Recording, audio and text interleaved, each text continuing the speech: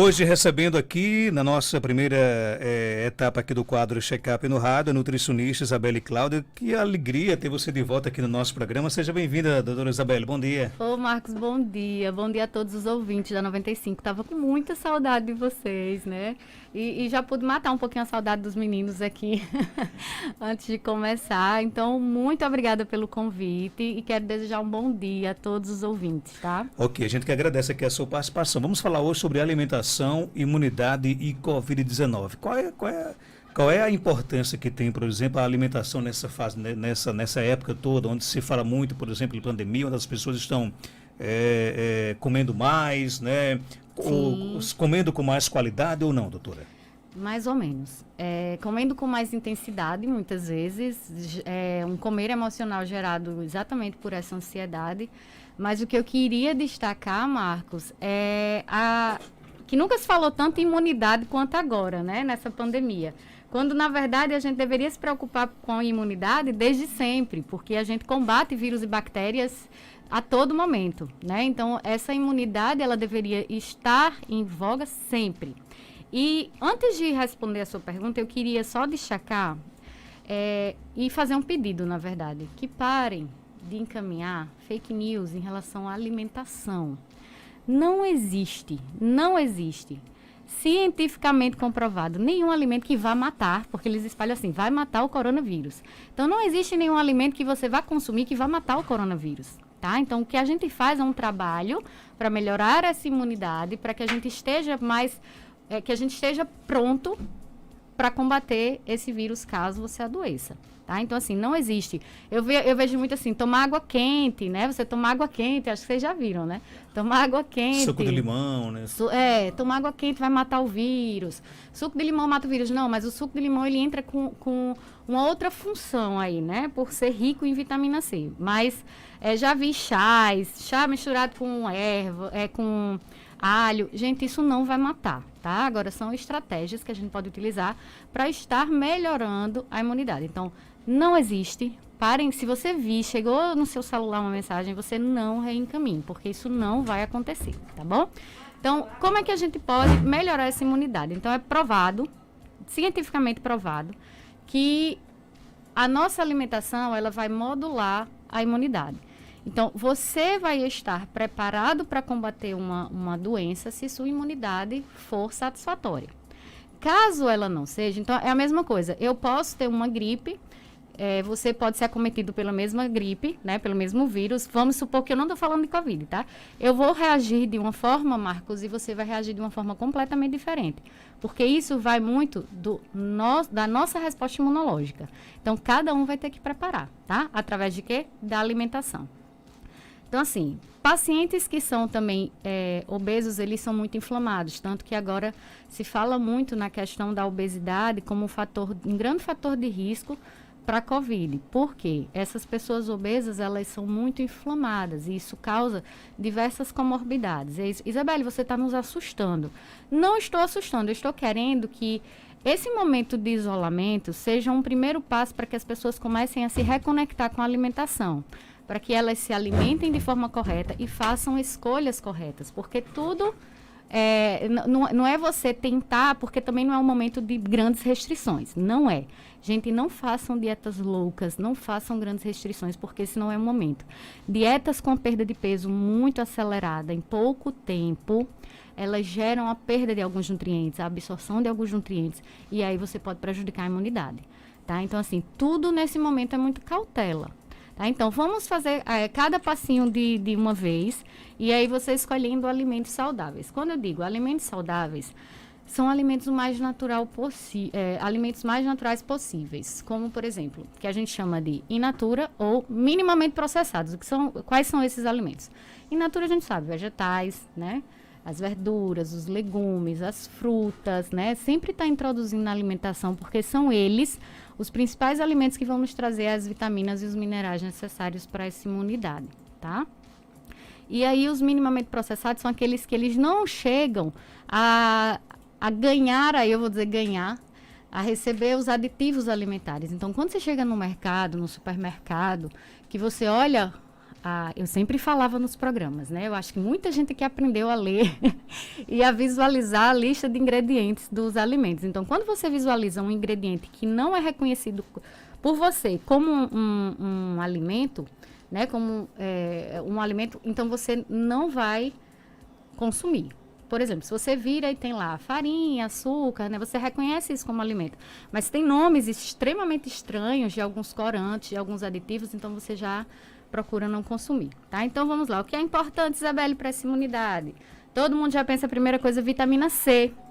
Então, a vitamina C é de extrema importância para a nossa imunidade. Não falo da vitamina C na questão de você gripou e tomar suplemento de vitamina C para tratar essa gripe, que isso não vai acontecer. Então, você tem que ter um consumo prévio para você sempre manter essa vitamina C em níveis adequados. Onde é que a gente encontra a vitamina C?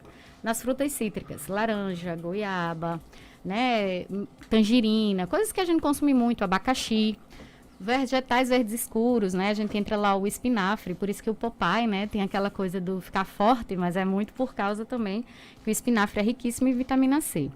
E é provado em estudos que a vitamina C, sim, você ter níveis adequados de vitamina C no seu corpo, você vai prevenir, né, uma complicação de um processo gripal para uma pneumonia.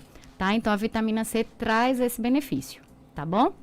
Outra coisa que a vitamina C traz, então assim, não é provado que você tomar a vitamina C preventivamente, você vai prevenir, vamos supor, gripes. Não, mas você vai prevenir que isso se complique, tá? Então, coloquem mais esses alimentos no dia a dia. Não precisa tanto suplementar se você tem níveis adequados, porque facilmente a gente consegue atingir níveis adequados de vitamina C na alimentação, tá? Então não precisa exagerar na vitamina C. Não precisa. Até porque, Marcos, a vitamina C, ela se torna saturada para sua absorção. Por exemplo, as pessoas compram aqueles comprimidos nas farmácias, né, que vem uma grande quantidade vem gramas, né, 1 grama, 2 gramas, e aí acaba que em grande quantidade quando você toma, no caso, ela vai saturar e não vai absorver tudo. Então, o ideal é você tomar em doses fracionadas durante o dia, 2 a 3. Por quê? Você quebrar, né, aquele efervescente. Eu não estou estimulando, que fique claro, o consumo de suplemento, que quem me conhece sabe que eu não estimulo tanto assim, mas só em casos de necessidade, tá? Se você não faz esse consumo, se você tem algum, como é assim, que eu posso dizer, se você não consome esses alimentos fontes, tá? De vitamina C, então aí seria necessário avaliar se você tem níveis baixos de vitamina C no sangue. Então, assim, fracionar isso, porque se você toma uma grande quantidade de uma vez, ele não vai absorver, tá? Isso é fato, toda não vai absorver. Então, aí, fracionar durante o dia. E aí, a gente também tem muitos que eu vou falando aí. Quando você quiser me parar, você me para. Já tem muitas perguntas aqui chegando. Então. O ouvinte pergunta, por exemplo, a eficácia do suco verde, né? Sugestões de quantidade de ser ingerido. Pronto, eu vou guardar. Vou guardar essas perguntas que eu, quando concluir aqui, eu vou falar. Quando eu concluir, vou falar. Então, assim, a gente tem também, Marcos, muitos nutrientes que vão ser envolvidos aí. Além da vitamina C, a gente tem a vitamina D, o zinco, vitamina E, vitamina...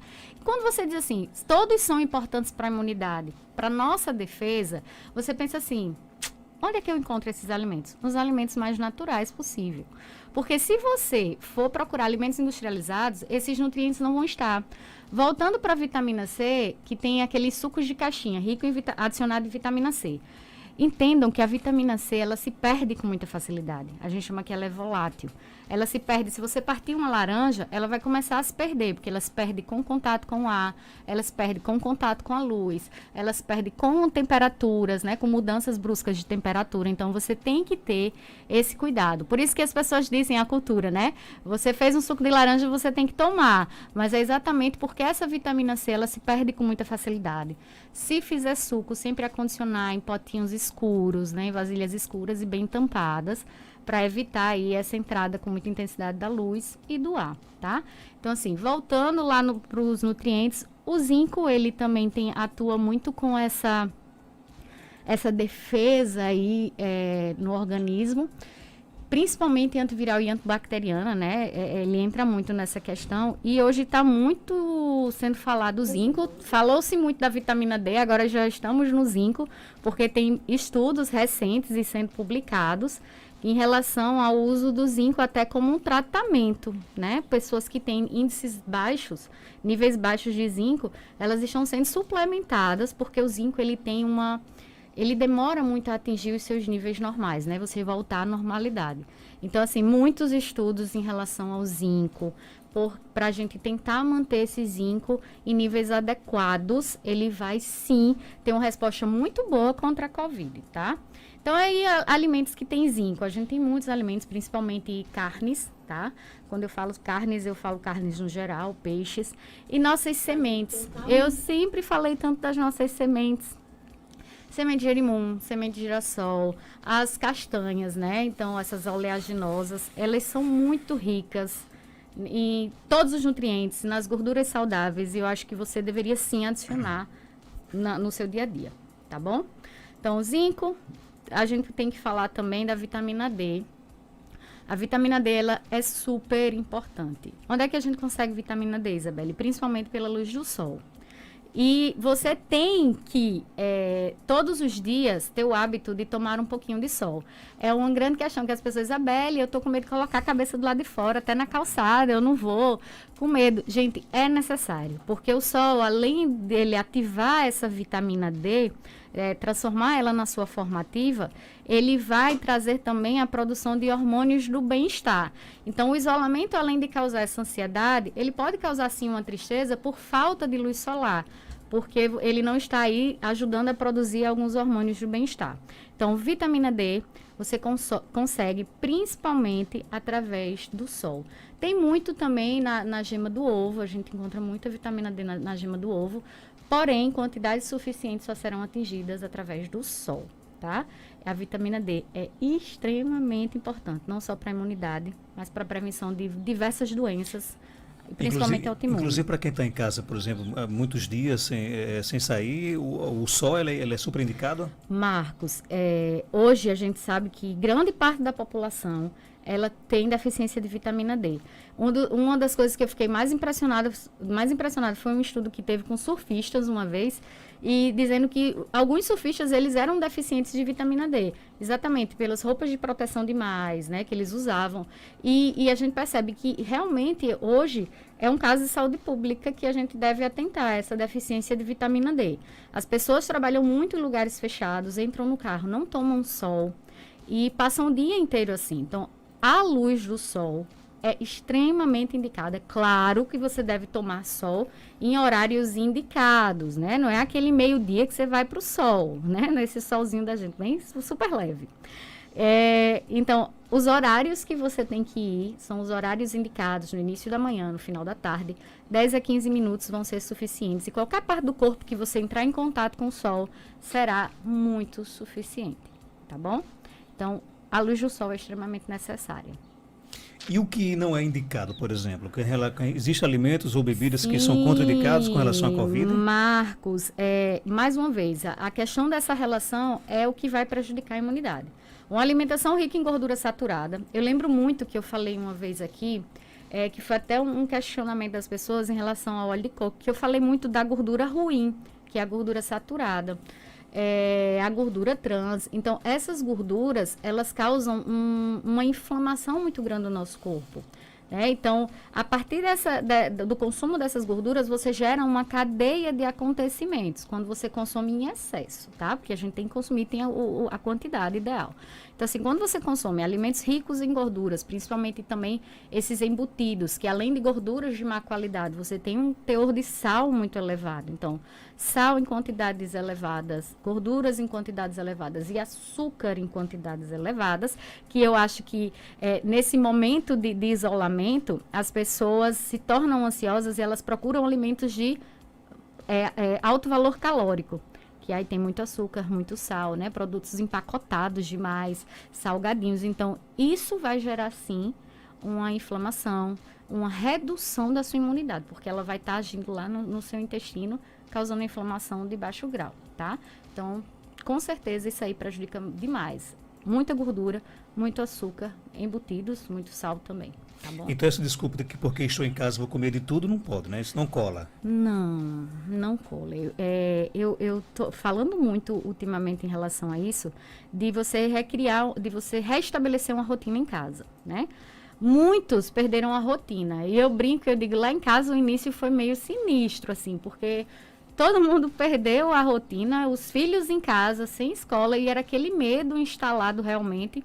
Então, o começo, até se restabelecer a rotina, da gente tentar trazer a dinâmica novamente dentro de casa, se buscava os alimentos, né? Todo mundo, assim, se você busca uma fonte de prazer, porque todo mundo aqui foi privado de lazer, foi privado dos prazeres de encontrar amigos, de sair para conversar. Então, isso leva você a buscar o alimento como um conforto. Então, o alimento vai lhe trazer o conforto, mas nunca é um alimento saudável. Sempre é um alimento de alto valor calórico, cheio de açúcar ou cheio de sal. E consome em altas quantidades, porque você não tem, muitas vezes, a atenção no alimento.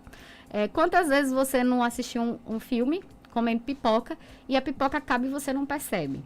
Porque você não tem atenção no alimento. Então, tá todo mundo rindo aqui, viu? Claro. Eu não posso ver o pacote de bolacha recheada, pronto. Aí. E aí você não percebe nem o quanto você come. Então, o que eu estou pedindo sempre é que as pessoas voltem a ter atenção ao se alimentar. Na mastigação, principalmente, que a partir do momento que você não mastiga direito o alimento, você tem que mastigar até ele ficar um pouco pastoso para poder engolir. Por quê? O estômago não tem dente. Ele não vai fazer o trabalho que é para ser feito na boca, tá? Então, aí envolve também a mistura com a saliva, que ela vai ajudar muito. Quando você engole sem mastigar, você não vai ter uma digestão completa. E aí acaba que você não vai absorver os nutrientes de forma correta, tá? Então, tudo isso é uma cadeia. A ansiedade gera essa compulsão e vai ficando esse círculo vicioso. Tá, Marcos? Ok, o ouvinte pergunta aqui, doutora, e quem não pode comer, quem tem problemas de estômago e não pode comer frutas ácidas, tem que ter um complemento? Olha, é bem relativa essa questão do não comer por ter problema de estômago. A gente tem que entender o que é que o paciente tem de problema de estômago. Se o paciente tem uma baixa produção de ácido, se o paciente tem uma alta produção de ácido, porque isso vai influenciar muito na orientação nutricional. Tá certo? Então, assim, um paciente que tem uma baixa produção de ácido, a gente já tem totalmente diferente a minha orientação. Porque quem tem uma alta, a gente realmente tira esses alimentos mais ácidos, tá? Mas quem tem uma baixa produção, não. A gente usa estratégias para tentar voltar essa produção de ácido, nem que seja em menor quantidade, tá? Então, quem tem gastrite, por exemplo, que não pode, tem que evitar laranja, essas coisas. No caso de lesões no estômago, de gastrite, de úlcera, e aí a gente evita, sim, alguns alimentos que têm esse alto teor de ácido, que possa vir a prejudicar ainda mais vamos supor assim, essas lesões, tá certo? Então, assim, alimentos ácidos, sim, são contraindicados.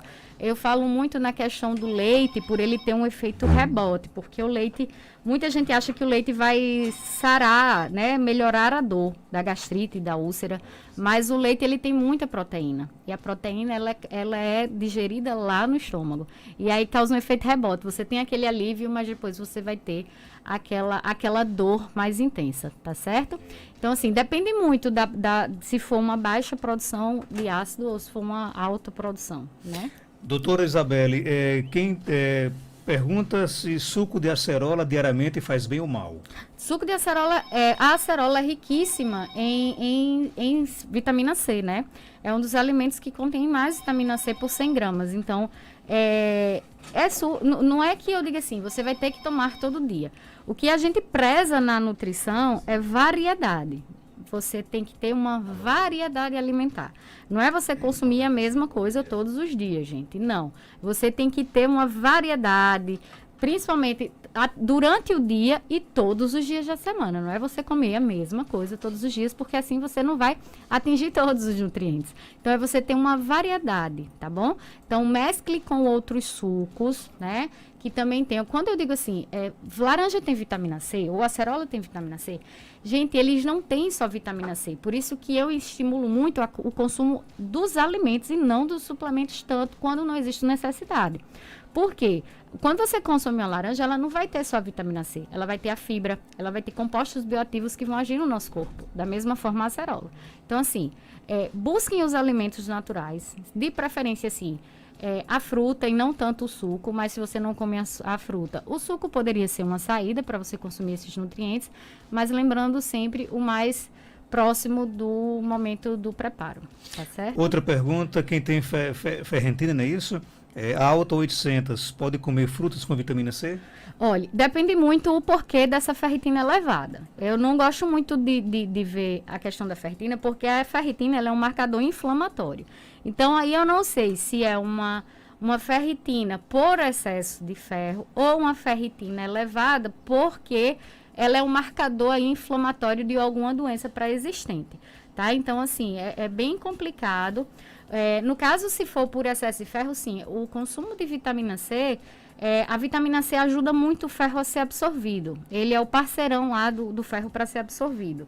E, então, quando se consome muito a vitamina C, pode ser que você tenha um aumento da absorção de ferro e aí complica, tá? Porque se você já tiver uma grande quantidade de ferro. Então, a ferritina ela é um marcador inflamatório, ou seja, de uma doença pré-existente, seja até de uma questão de gordura no fígado, que é uma das coisas que boa parte da população, principalmente obesa, tem. Então, assim, ele é um marcador, então é bem complicado a gente estar orientando nesse caso aí. Outra tá pergunta, castanha do caju ou do Pará ajuda na imunidade? Sim, castanha do Pará é riquíssima em selênio, que eu ia falar do selênio.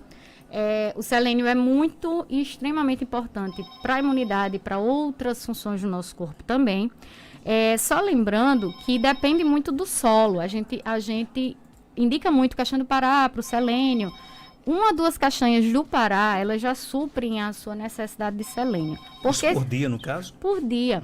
Porque a gente aumenta, às vezes, para 2, né?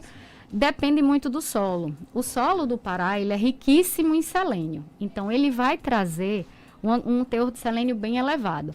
Já se essa castanha for produzida em outro local que não tenha tanto selênio no solo, então ela vai ter uma redução aí do seu teor, mais 1 a 2 castanhas por dia. Essa questão de selênio é bem interessante porque alguns estudos eles mostram que a incidência dessas doenças virais na China é exatamente porque o solo da China ele é muito pobre em selênio. Então, as pessoas não consomem tanto selênio lá na China. Então, por isso que desencadeiam muitas doenças por lá. Além do que eles também, a forma como eles se alimentam é bem diferente, né? Então, assim, a deficiência de selênio pode gerar, sim, uma redução dessa imunidade. E a castanha do Pará, ela também pode ser utilizada, é riquíssima em gorduras de boa qualidade e em vários nutrientes também. E a de caju também ajuda? Caju, eu falei que é Pará agora? Foi. Caju, a Pará foi a que eu falei primeiro. Toda essa explicação foi a do Pará. E a de caju, ela também pode ser consumida, porque ela é riquíssima em alguns nutrientes. Gente, agora, só lembrando uma coisa. Lembrem que tudo na vida existe uma individualidade. O que é bom para mim pode não ser bom para você. Então, as orientações que eu dou aqui não se aplicam a todas as pessoas que estão me ouvindo, tá? Por exemplo, a vitamina C em excesso, ela pode ser prejudicial para quem desenvolve cálculo renal de oxalato. Então, assim, se eu oriento assim, o consumo de vitamina C, para essa pessoa, ela vai ser prejudicial, o excesso, tá? Então, assim, que as pessoas entendam que nem tudo serve para todo mundo. Tem pessoas que não podem consumir castanha por algum problema. Tem pessoas, entendeu? Então, assim, tenham cautela e não saiam comprando tudo que disser aqui, tá? Ok, tem muitas perguntas aqui chegando. Todo mundo com saudade, Pois olha aí. Você tem que voltar aqui mais vezes agora, viu? Doutor, eu tenho 2 filhos, um de 10 e outro de 7 anos, mas eu acho que até novembro eu tinha um pedigree plantar aqui em casa, né? E agora nessa pandemia eu estou dando muito mel de abelha com limão para eles, com medo dessa gripe voltar. Serve isso? Mel com limão. Muitas estratégias são bem aceitas, tá? Porque é uma forma de você estar dando nutrientes, né? Tem pessoas que, por exemplo, não falam muito do shot. Eu vou entrar o mel com limão e eu vou já entrar aqui na história do shot pela manhã. Muitas pessoas falam, o shot pela manhã ele não funciona. Tem gente que toma limão com água, gengibre, né? Muitas pessoas fazem isso, própolis. Gente, isso é uma forma de você trazer, não é a questão porque é em jejum, que é a primeira coisa que você vai fazer. O que é a intenção disso? É trazer para o seu dia alguns alimentos que têm nutrientes essenciais também para a imunidade, tá? Então, própolis, ele tem, né, é provado por vários estudos que ele sim age de alguma forma na nossa imunidade, de forma benéfica. Temos também o gengibre, né, que tem o gingerol, que a gente ama, todo mundo indica, muito bom para a imunidade e inflamação. A gente tem o limão, riquíssimo em vitamina C, e o limão age muito também em algumas questões digestivas, tá? Então, por isso que a gente... Isabela, então por que muitas vezes as pessoas fazem isso em jejum, esse shot?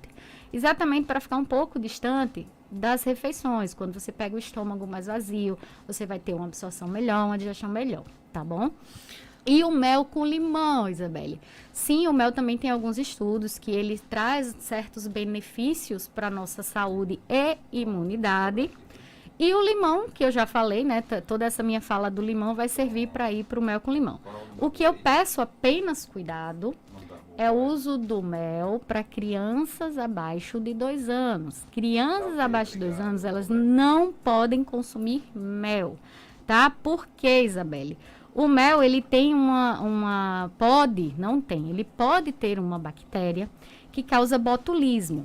E nós adultos, a gente tem como desenvolver a acidez do nosso estômago, ela pode conseguir inativar essa bactéria. Só que crianças pequeninas não, tá? Então, assim, tenham muito cuidado quando vocês forem dar esse tipo de coisa. Principalmente nessa época, tá todo mundo tentando coisa para mudar. Eu brinco que as pessoas estão querendo mudar uma vida inteira dentro de um mês. Né? Então, é um passo de cada vez. Vocês vão tentando excluir principalmente alimentos que causam algum mal à sua saúde e colocar aos poucos esses alimentos que vão trazer benefícios. Então, assim, que pode, tá? Agora, tenham cuidado com quantidade e a idade que vocês vão estar dando. Tá certo? Quem está lhe mandando aqui um abraço é a nossa querida professora Norma de Luiz Henrique. Norminha, ela falou esses dias. Isabelle, eu tô com tanta saudade de lhe ouvir. Beijos, Norma. Um abraço para ela. O Vitor pergunta, o kefir, é isso? Kefir? Kefir. É bom para a imunidade? Perfeito. Kefir? Eu vou lhe dizer, são os probióticos, né? O que é probiótico? Eu não sei se vocês vão lembrar que eu falava muito na questão intestinal, que a gente tem que ter bactérias boas no intestino, né? E essas bactérias saudáveis aqui, elas vão nos ajudar aí na imunidade. Então, se você não tem um intestino saudável, você não vai desenvolver uma imunidade satisfatória, tá? Tudo no seu organismo vai depender de como o seu intestino está. Então, se ele está bem, se suas bactérias estão em equilíbrio, né? Você vai ter respostas boas, tanto contra doenças autoimunes, contra uma boa resposta imune. E aí, muitas pessoas introduzem os probióticos na alimentação para melhorar o perfil dessas bactérias intestinais. Todo mundo tem bactéria no intestino, tá, gente? Bactéria não é só bicho ruim, não. Bactéria faz muito bem quando elas estão em equilíbrio no nosso corpo. Nosso corpo é formado tem muitas bactérias morando nele, tá? Então, assim, essas bactérias, elas, se forem boas, você vai ter um bom resultado. Se você tiver em desequilíbrio, você vai ter que usar de estratégias para melhorar esse perfil aí das bactérias. Uma dessas é trazer os probióticos, que o que é probiótico? São exatamente umas cepazinhas de bactérias que a gente consome. E aí tem muitos probióticos, vende na forma de sachê, líquido. Muitos, tem uns que as pessoas acham que é medicamento, quando não é. Quando tem diarreia, que tomam alguns líquidozinhos, aquilo também é probiótico, tá?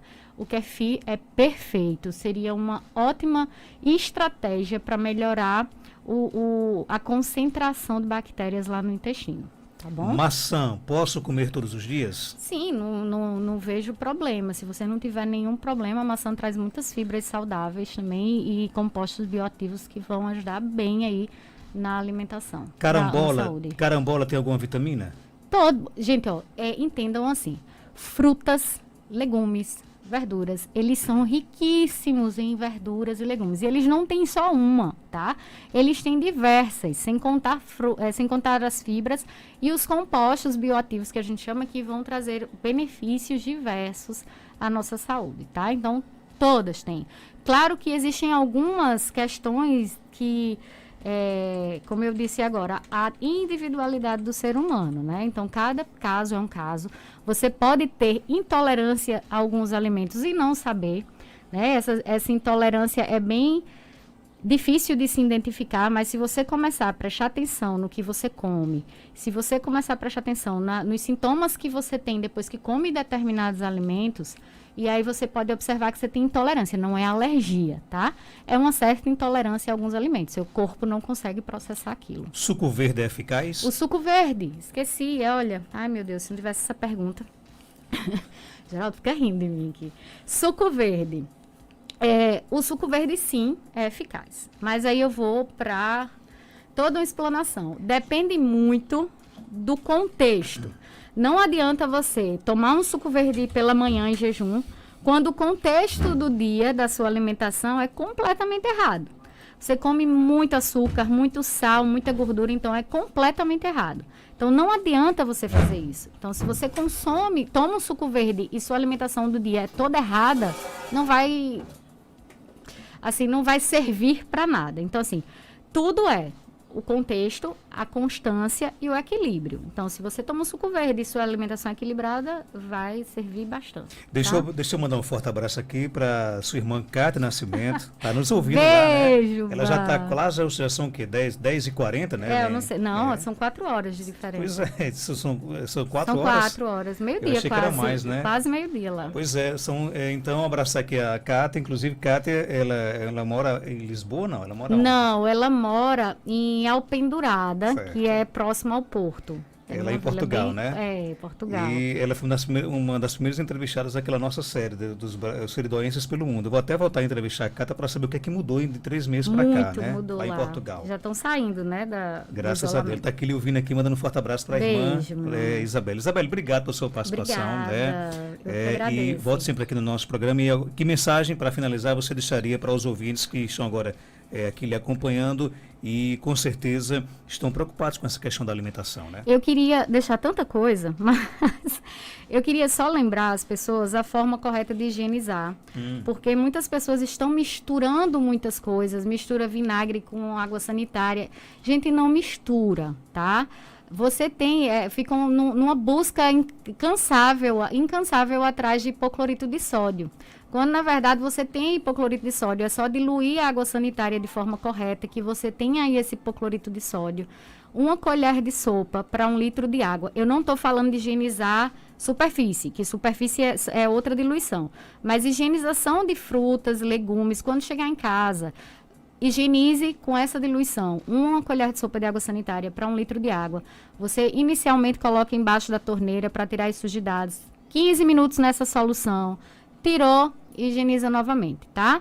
Não é que o alimento tenha um potencial de transmissão muito grande do vírus. Isso porque o vírus ele precisa de um hospedeiro. O que é hospedeiro? Um ser humano ou um animal específico que ele vá se multiplicar. Então, assim, não tem estudos que ele consiga. A bactéria consegue, mas o vírus não. Então, o que eu entendo de transmissão através do alimento é que se uma pessoa é infectada e ela lhe entrega esse alimento, você tiver contato com a via oral, você vai ser infectado. Mas de uma forma que ele venha a se multiplicar no alimento, não, tá? Então, assim, mas mantenha esse hábito de higienizar os alimentos, tá? Dessa forma que eu expliquei, com a diluição da água sanitária. Se cuidem, mantenham aí, quem puder ficar em casa, fique. Quem precisar sair, não é sair por pirraça ou sair por irresponsabilidade. Quem precisar sair, se proteja, use máscara, mantenha o distanciamento social e a higienização pessoal. Ok, obrigado pela sua participação, viu? Forte Grande abraço. beijo, tchau. 7 horas.